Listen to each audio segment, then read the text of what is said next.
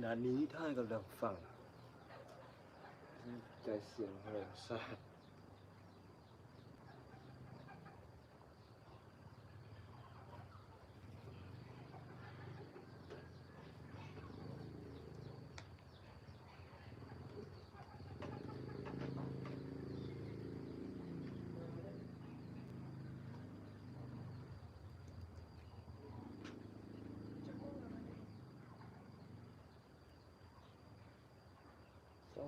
สองโมงเย็น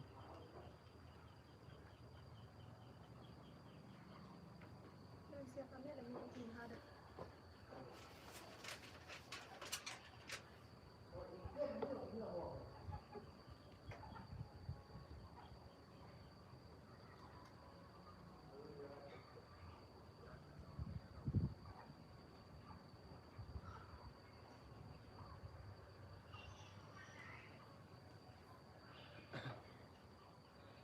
เสิร์ฟบัวไหม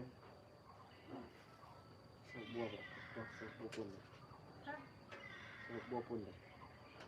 คนดัก ขอเสิร์ฟเป็นดอกไม้บัวได้ไหม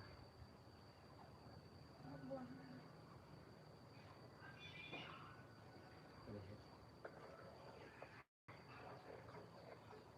ใช่เหรอ สาด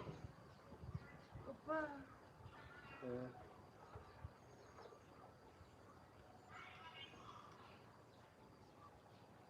มีตัวจำ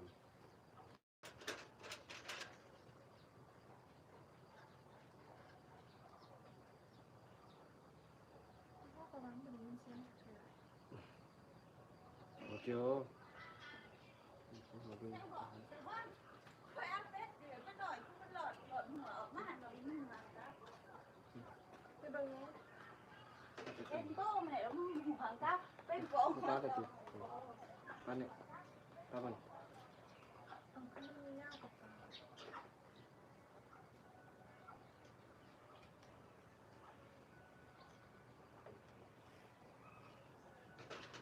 ป้าเนี่ยบอก เดี๋ยวยาบังคับปัดกระเด็กเชียร์ละ ชอบบ้านคนนั้น คือมันกระไร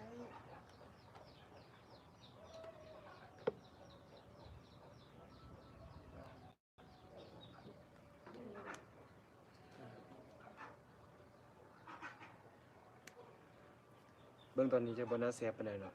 ปีกนะแสบแน่นอนประกัน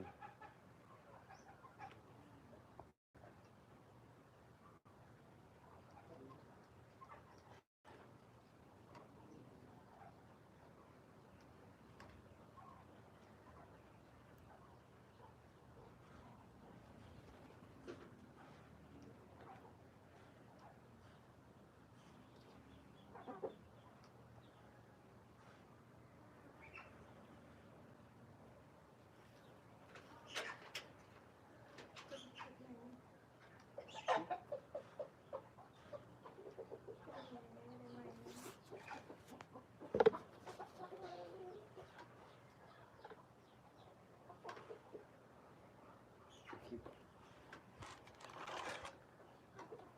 พี่น้อง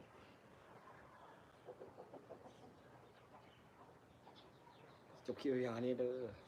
เรามักคลิปนี้เวลาที่ก็คือใจคืออย่าลืมกดไลค์กดแชร์นะ